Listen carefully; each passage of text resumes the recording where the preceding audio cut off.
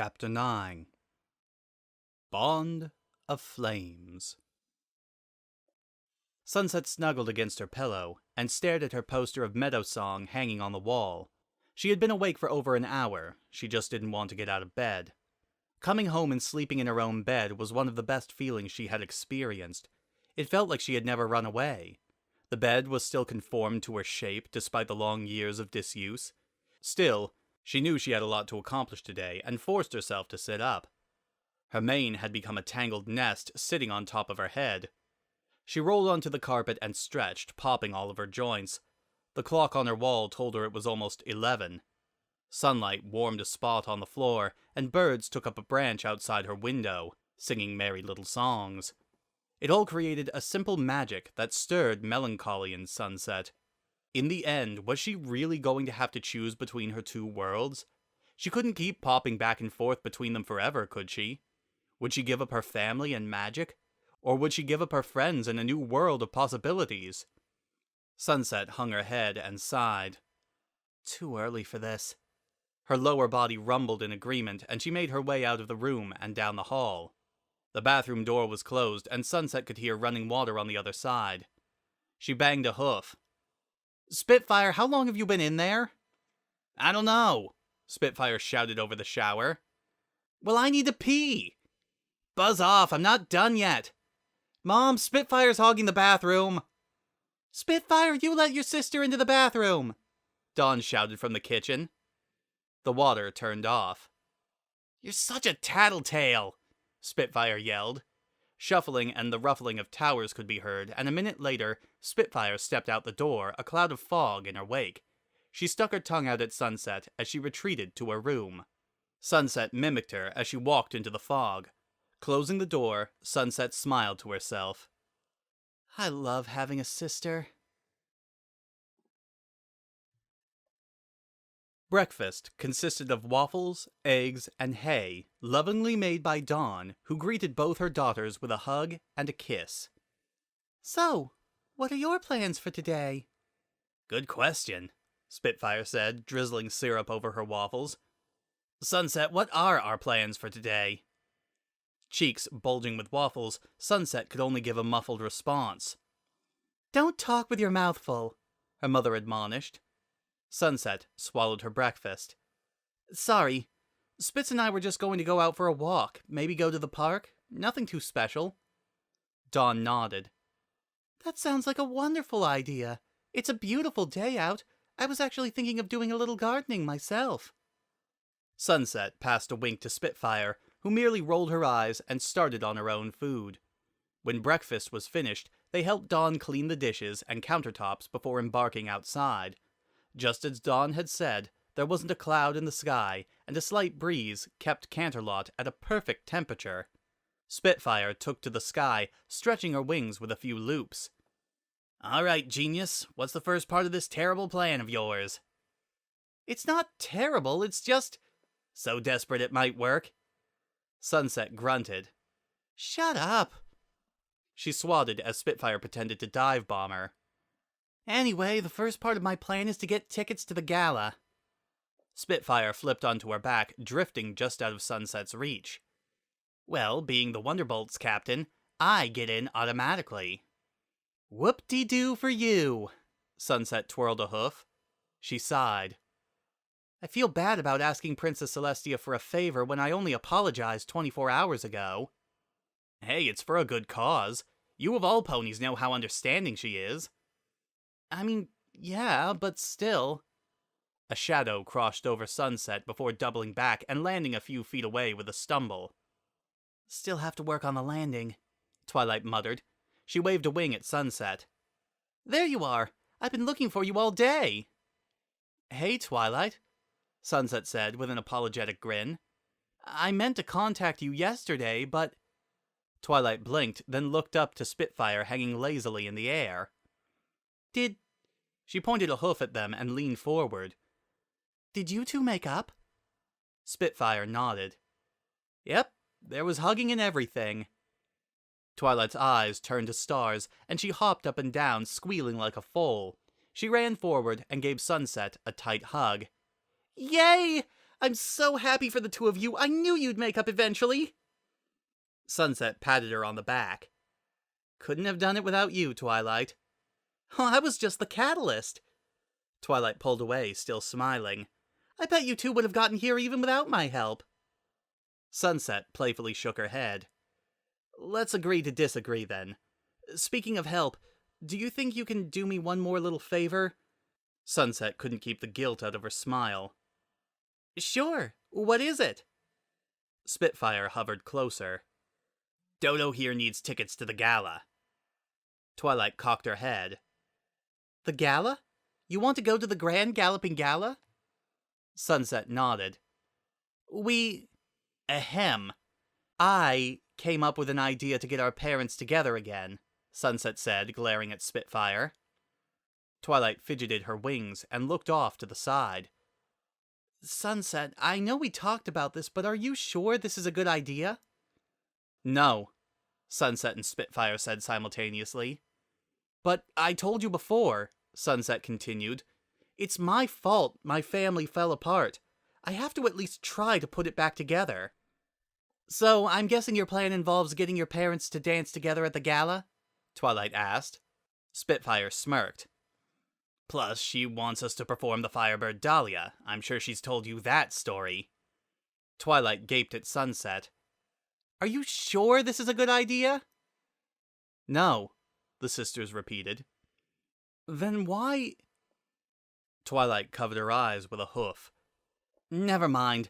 Attacking the problem head-on can lead to good results sometimes. She sighed.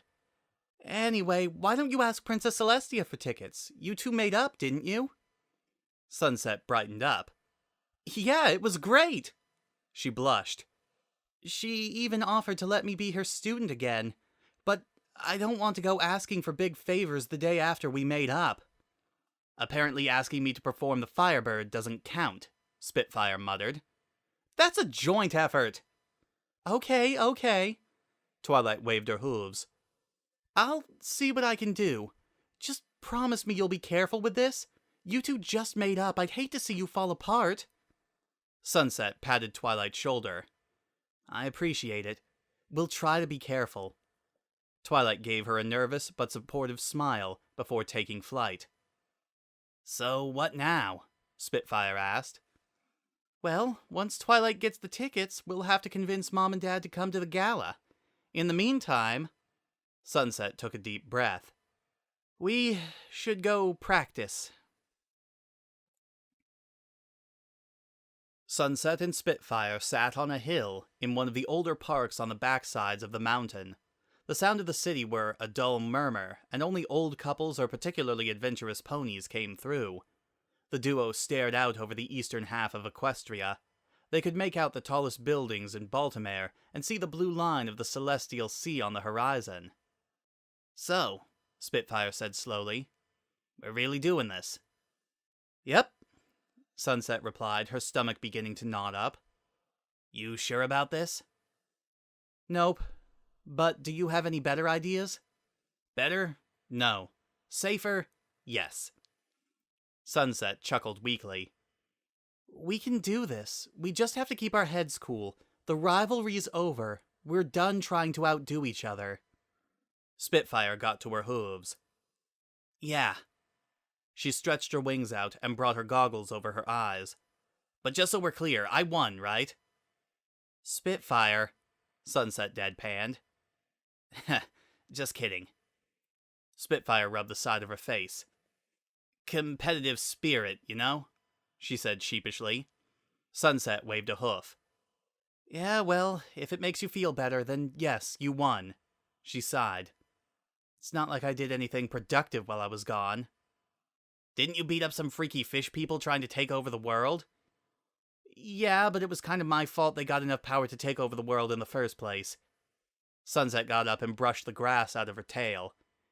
Anyway, we're stalling now. Do you remember how this works? Spitfire jumped into the air. Yeah, simple concept, surprisingly difficult execution. You set up little magical checkpoints, I fly through them, you make some fireworks. Sunset's horn lit up, and 4 rings appeared, 3 small and 1 large. Sunset then summoned a notepad and a pencil and began doing calculations. How's the wind? 12 miles per hour, blowing east by northeast. The smaller rings floated up into the sky, while the larger one remained next to Sunset. Alright, I think I've got everything accounted for. The knot in her stomach twisted tighter. You ready? Spitfire nodded and headed up after the rings. She paused and looked back down at Sunset. You sure about this? Mouth dry and hooves wobbling, Sunset fought to smile. Yeah, we can do this. With a deep breath, Spitfire resumed her ascent, shrinking into an orange dot in the sky. We can do this. I can do this. I hope. Sunset took several deep breaths, bringing her hoof toward her chest and out again, like Twilight had shown her. This isn't hard. We're not trying to show each other up. This is for Mom and Dad. Sunset scooped up the pair of binoculars she had brought along. Spitfire was sitting on the only cloud in the sky, stretching. The wind settled, raising the background noises of Canterlot. Spitfire leaned back, then leapt into the air, performing a long loop before diving forward. Sunset set the binoculars down and readied her horn, keeping her eye on the ring. I can do this. Everything's going to be okay. You two just made up. I'd hate to see you fall apart. We're not going to fall apart. We can do this without losing our tempers. Spitfire lay in the crater, twitching feebly. Smoke curled off her body, burnt and broken. She was quiet now, but Sunset could still hear her scream echoing in her ears. It was just an accident, and I won't do it again. But if I do, then... I never want to see you again, you horned freak! Sunset? Sunset opened her eyes, unaware she had closed them. Spitfire looked at her, goggles raised, eyes wide with concern and confusion. Spitfire looked from the blinking ring to Sunset. You okay? You missed every cue. I'm fine, I just... A tear found its way down Sunset's cheek, and she hastily wiped it away. She turned her back to Spitfire and took a shaky breath. It's only been 3 years for me, and I just don't want to mess up and lose you again. I know it's sappy, but... The wind picked up again, shaking the leaves of the nearby trees and drowning out the city noise. As Sunset wiped away another tear, a wing draped around her shoulder. I kept a grudge against you for 10 years by playing this thing over and over in my head, Spitfire said solemnly.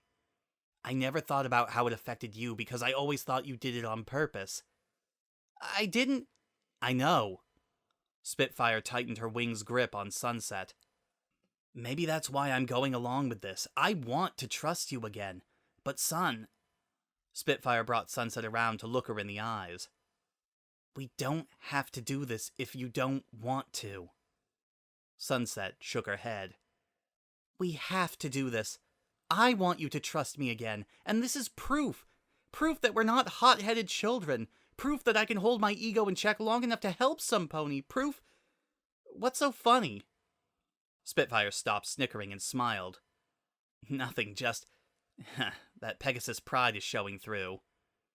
Sunset blushed. Well, it is in my blood. Spitfire clapped her on the back. Yeah, it is. Now come on, if Rainbow can make a sonic rain boom, I can make a lousy fire flower. That got a chuckle out of Sunset. She pulled Spitfire into a hug, in which Spitfire pretended to struggle and make grunts of protest. Sunset let go, and was treated to a noogie, before Spitfire launched into the air again. I can do this, Sunset reaffirmed. We can do this. We'll give Mom and Dad something they'll never forget.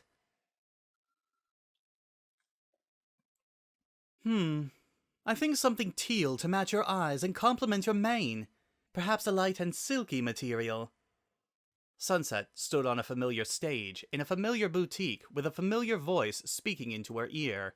If she closed her eyes, Sunset could pretend she was back in the human world, with her rarity circling and appraising her instead of a pony version. The similarities between the two were uncanny.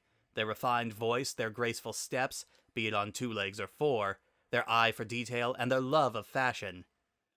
You could probably switch them and no one would notice, Sunset thought with a grin. Rarity drew her measuring tape and a pair of red glasses from her workbench. Sunset didn't think it possible, but she looked like human Rarity now more than ever. "Do you have any input you'd like to share, Sunset dear?" Behind her, a pencil was already going to work on the design. "No, I'm up for whatever you think will look good on me." "Very well." Rarity levitated the tape over Sunset's shoulder and began jotting numbers on a notepad. "You must be excited to be going to the gala after such a long time." Sunset gave a non-committal smile. The gala hadn't been one of her favorite events to attend. It was mostly stuffy nobles bragging about their money or kissing Celestia's hooves. One of the only reasons Sunset was going was sitting in a chair off to the side, quietly reading a magazine. "Do they have a grand galloping gala in the human world?" Rarity asked. "Well, we have dances, but nothing extravagant." Dawn set down her magazine. "Parallel worlds and two-legged creatures living without magic." Her voice blended exasperation and amusement. "If any pony but you told me that's where you had been, I would have called them crazy." Sunset made another half-smile. 2 nights ago, she had sat down with her mother and told her almost everything that had happened in the mirror world.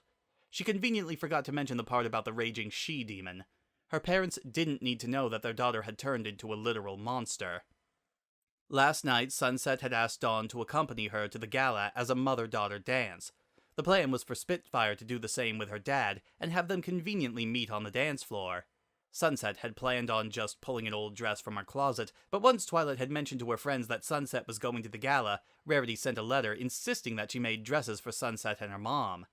It was a little awkward for Sunset to be conversing with a pony doppelganger of her best friend, but she just had to remember that no matter how many similarities they shared, they were 2 different people. "Believe me, Miss Glider, I know how you feel," Rarity said, lining up different swatches of fabric in front of Sunset. "I would never have believed such a thing if I hadn't seen Twilight walk through that mirror." She selected a blue silk and sent the rest back into the cubby. "So, Sunset, does the me of that world have as much fashion talent as, well, me?"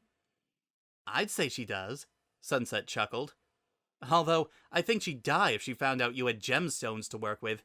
Diamonds and rubies aren't exactly commonplace in their world." Rarity politely scooted Sunset off the stage.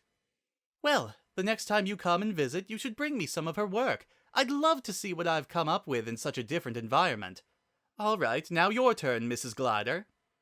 "Please, just Dawn is fine," she said, heading up to the stage. Sunset noted that her mom didn't correct Rarity to Miss Glider. As Rarity began her new sketch and measurements, Sunset asked, "So, what are you going to be wearing to the gala?" I'm not sure yet." Rarity gave Dawn a scrutinizing look, then quickly scribbled an outline on a new piece of paper. "I'll work on my dress after I finish my sisters and her friends." Sunset arched an eyebrow. "You're sure we're not cutting into anything?" "Pfft." Rarity waved a hoof. "Honey, this is what I live for. Besides, this is the first gala I get to attend since we were... Rarity looked at the ceiling. "Banned." Sunset quickly threw a hoof over her mouth to cover up the snort she had made. "Banned?" she asked, trying to keep her voice level. "Yes, banned," Rarity deadpanned. "Ever since the debacle 3 years ago." "What happened 3 years ago?" Dawn asked. Rarity's eyes glazed over and she stared out into the distance. Her lips finally decided on a goofy smile. "It's a long story." She cleared her throat and resumed her work.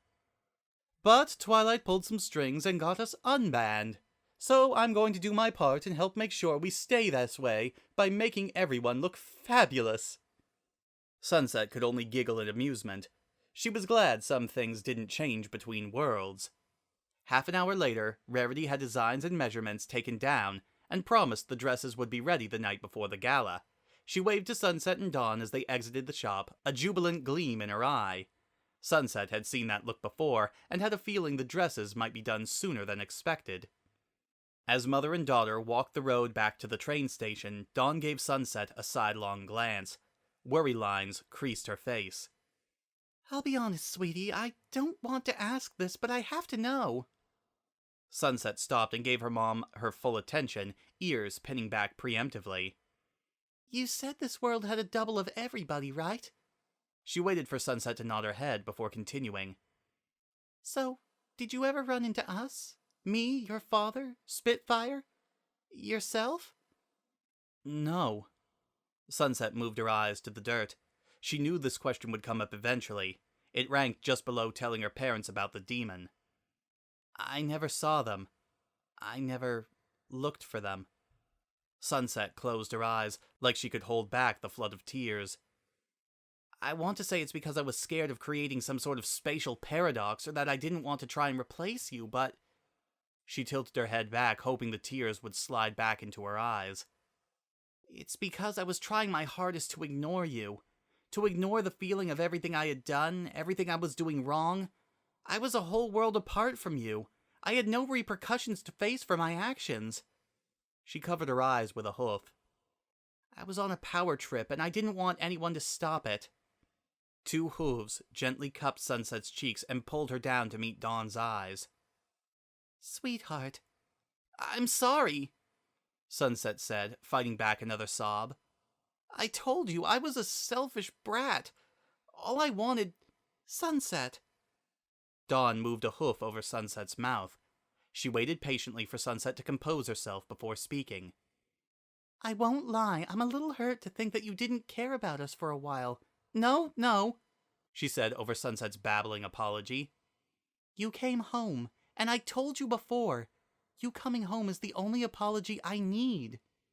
She kissed Sunset on the horn.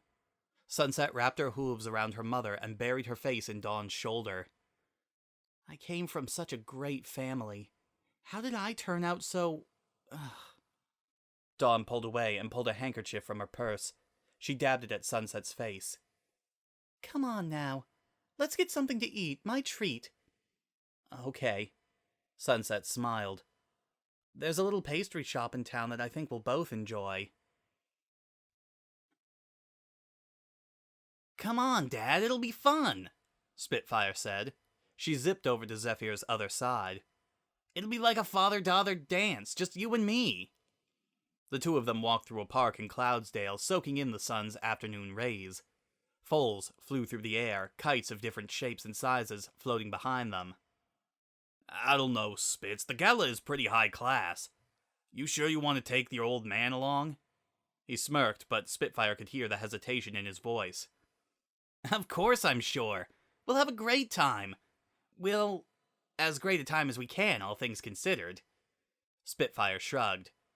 The gala is kind of boring sometimes, though a few years ago things did get pretty wild. Zephyr broke into a full smile. All right. I guess I'll go relieve you of your boredom. His smile faltered a little. Why didn't you ask your sister? Spitfire stopped her victory lap around her father. Oh, because she and Mom are already doing something that night. Some mother-daughter thing, you know? All right, then. He reached up and pulled Spitfire into a headlock.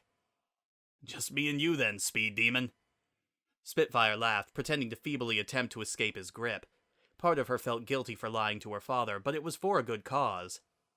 If everything goes right. Zephyr let her go, and then joined her in the air.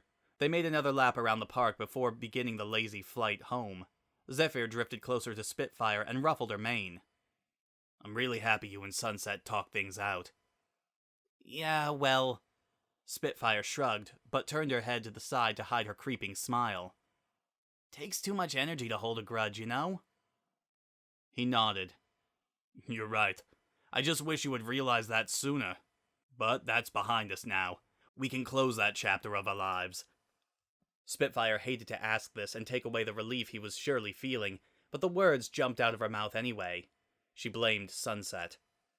What about you and Mom? Just as she expected, Zephyr's easygoing smile made a complete 180. What do you mean? I don't have a grudge against her. No, but you guys don't, talk, she said, making a flailing gesture with her hoof. We talk all the time. Spitfire gave him a flat look. I meant face to face, not through letters. In a rare occurrence, Spitfire saw her father blush. He rubbed his hooves together and flew a little lopsided. It's just... I would love to see her again, but Well, you know your mother. With the defeat in his voice, Spitfire decided to drop the conversation. He wasn't holding a grudge, but he was still upset. Spitfire didn't believe Sunset's plan would make them fall head over hooves, but she hoped this sequence of events would get them to talk to each other again. So far it was working pretty smoothly, seeing as Spitfire wasn't lying in a crater. The Firebird Dahlia wasn't perfect yet, but it was getting there. Whether or not it would reconcile their parents was up to fate. But it was definitely going to be one heck of a show. To be continued.